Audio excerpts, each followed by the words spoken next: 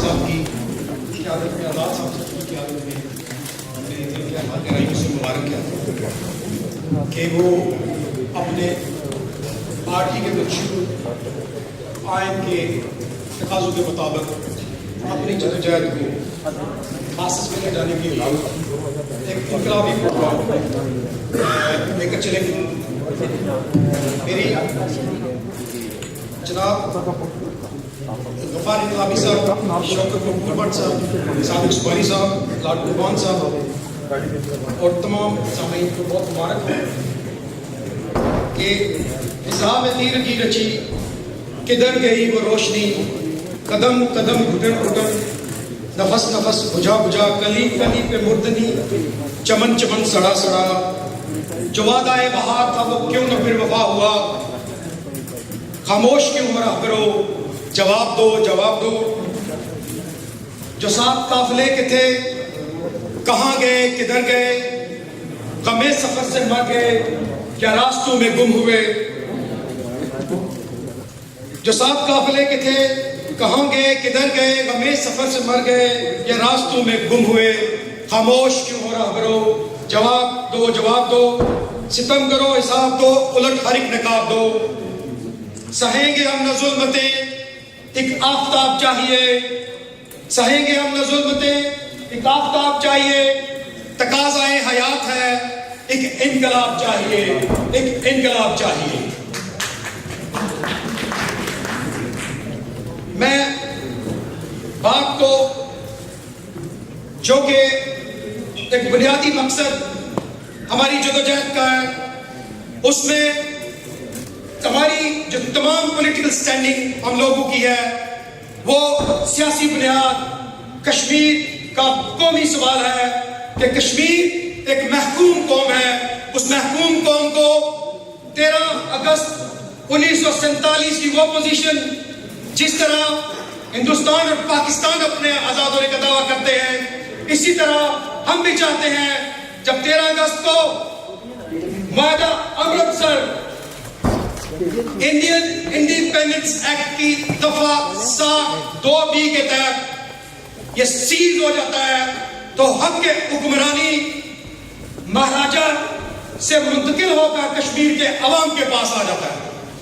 وہ حق کے حکمرانی پاکستان کی جاگیردارانہ قیادت، ہندوستان کی تاجرانہ قیادت اور برطانوی سامراج کی سازش کی وجہ سے کشمیر آج تک 4 حصوں میں تقسیم ہے. اب یہ مطالبہ کرتے ہیں، میں آپ سے یہ پوچھنا چاہتا ہوں، اگر آپ کشمیر کو آزاد اور خود مختار رکھنا چاہتے ہیں تو میں نعرہ لگاؤں گا تو آپ کی آواز میرے سے بلند ہونی چاہیے. کشمیر بنے گا، کشمیر بنے گا، خود مختاری. اس میں جو نظریاتی اٹھان اس وقت کی دوستوں نے ذکر کیا، کچھ نکات میرے ذہن میں بھی تھے. 1966 میں جب نیشنل اسٹوڈنٹس فیڈریشن کے دوستوں نے جب بات کی تو اس وقت نیشنل اسٹوڈنٹس فیڈریشن کے اندر مولوی نیشنلزم بھی تھا، نیو نیشنلزم بھی تھا، اس میں ترقی پسند اور سوشلزم کی بات کرنے والے لوگ بھی تھے. لیکن جب 1995 میں جب ہم نے نیشنل اسٹوڈنٹ فیڈریشن سے نیشنل عوامی پارٹی کی بنیاد رکھی تو اس بنیاد میں ہمارے دوستوں کا خون شامل تھا اور وہ نظریہ، وہ نعرہ، جہاں بیٹھے ہوئے دوست اس بات کی گواہی دیں گے کہ انہیں پاکستان اور ہندوستان جیسی جھوٹی آزادی نہیں چاہیے، بلکہ انہیں ایسی آزادی چاہیے جس میں حق حکمرانی بھی ان لوگوں کو ہو، جہاں بھوک ننگ اور افلاس کا خاتمہ ہو، جہاں انصاف کا بول بالا ہو، جہاں ہر کشمیری اپنی قوم کے لیے قومی فخر کے ساتھ بلند کر کے چل سکے. لیکن المیہ ناکامی کہاں پہ آئی، فیلیئرز کہاں پہ آئی.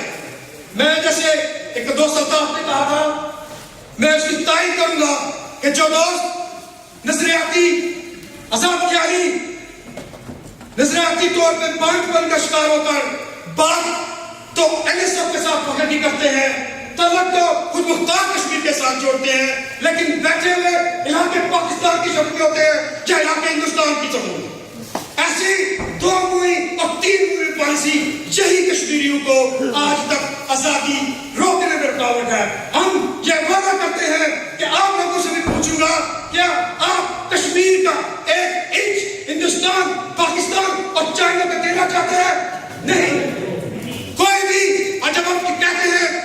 کشمیر کا 1 انچ بھی نہیں دینا چاہتے تو بات کا ملک کے اندر پاکستانی قبضے کی ہوتی ہے، ہندوستانی قبضے کی ہوتی ہے، چائنا کو جو تحفہ دیا گیا گلگت بلتستان اس کی ہوتی ہے. تو یہاں برطانیہ میں رہنے والے لوگوں کے لیے جو ایجنڈا آپ نے بنایا ہے اس میں کشمیر کا برٹش پراسپیکٹو میں اس کی بات کروں گا. وہ کیا ہے؟ ڈرامے بازی وہاں سے لے کر یہاں تک کا بہت ہے. قومی سوال میں بات کرنا بڑا آسان اور اس طرح کی کہ کہتے ہیں تشناب ترازی کرنا بھی بڑا آسان ہے. اس برٹش پراسپیکٹو میں یہاں پہ جب ہم کشمیر کی بات کرتے ہیں تو 2 لاتیاں جو کہ ہماری غلامی کی بنیادی وجہ ہے وہ کون سی لاتیاں ہیں؟ اگر ہم کہیں کہ ہندوستان دشمن ہے تو یہ آواز یہاں سے ہوتی ہے کہ پاکستان اور اسلام آباد کے حمایت یافتہ یہ بات بوانگ دل کہتے ہیں. آپ دل دیکھ لیں برطانیہ میں 5 جنوری 5 فروری یہ لوگ جن کا 99% میرے تعلق آزاد کشمیر کے ساتھ ہے، پاکستانی مقبوضہ کشمیر کے ساتھ ہے، لیکن مظاہرے یہ جا کے کرتے ہیں اور خود جا کے شناختی کارڈ نہیں بنوا سکتے، پاسپورٹ نہیں بنوا سکتے، لیکن Pakistani news paper Pakistani media میں ان کی فرنٹ لائن میں پیجز ہوتے ہیں. آزادی کے قاتل دو شیطان انڈیا اور پاکستان، آزادی کے قاتل دو شیطان انڈیا اور پاکستان. اس برٹش پراسپیکٹو میں جب ہم کشمیر کی قومی آزادی سمپل سی بات ہے. بادشاہ نے جیسے کہا تھا یہ ملک ہمارا ہے، اس کی خاطر ہم لڑیں گے. جب لڑنے کی بات کی ہے آفتاب صاحب نے تو لڑنے والے ہم مجنون ہی نکلتے ہیں. ہم جب کشمیر کی بات کرتے ہیں تو اس کے لیے تاریخ پڑھو. تاریخ ہمیں بتاتی ہے کہ چائنا نے کیسے آزادی حاصل کی. اس لیڈر کو پڑھو جس نے چائنی قوم کو دنیا کی نمبر 1 2014 میں اب چائنا دنیا کی سپر پاور ہے. عظیم قوم کے عظیم لیڈر شیخ اس طرح کی قوموں کو وہ دے کے چھوڑتے ہیں. جب ہماری بات آتی ہے یہاں معتبر لیڈر ہونے کے لیے آپ کو مرنا ضروری ہے. آپ کے اخبار پڑھنے کے لیے آپ کو اپنے لوگوں میں بیٹھے ہوئے لوگ نظر نہیں آتے. تو میں یہ کہہ رہا تھا کہ برٹش یہ میں لارڈ قربان صاحب سے خاص طور پہ کوشچن کروں گا کہ یہاں برٹش پراسپیکٹو میں جب ہم کہتے ہیں کہ آپ دیکھیں کسی نے کہا کہ میرے ساتھ ایم پی کے ساتھ سینٹری ہے یورپین پارلیمنٹ میں لے گیا. جب یہ بات یہاں پہ کی جاتی ہے میں پوچھتا ہوں کہ برٹش پارلیمنٹ میں جو نمائندگی رکھنے والی بڑی پارٹیاں ہیں جس میں ٹوری اور لبرل کولیشن گورنمنٹ میں ہے اور لیبر اپوزیشن میں ہے، میں ان سے پوچھتا ہوں کہ ان کی کشمیر پالیسی آخر ہے کیا؟ کشمیر پالیسی میں یہ جو بات کرتے ہیں وہ بات وہی ہوتی ہے جو ہندوستان کو سوٹ کرتی ہے، وہی بات ہوتی ہے جو پاکستان کو سوٹ کرتی ہے.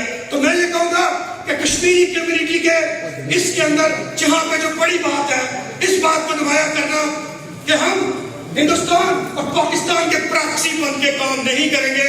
اگر آپ نے مقبول وقت کی طرح کہنا ہے تو یہی کہنا ہے کہ میں نمائندہ ہوں تو کشمیری عوام کا، میں نمائندہ ہوں تو کشمیری قوم کا. ہم پاکستان ہندوستان اور اس ناسک قوت سے آزادی چاہتے ہیں اور اس کی حمایت کرتے ہیں جو ایک ملک کی قومی آزادی اور خود مختاری کی بات کرتی ہے. ہم خالی خود مختاری کی بات نہیں کرتے بلکہ اس میں ایک آزادانہ سیاسی اور معاشی نظام چاہتے ہیں جس میں ہماری اپنی یہ قوم ایک منظم انقلابی قوت ہی کر سکتی ہے.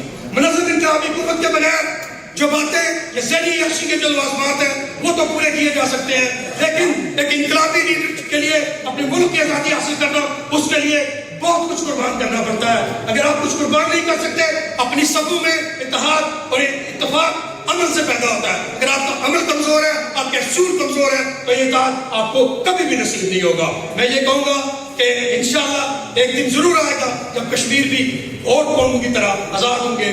Thank you very much.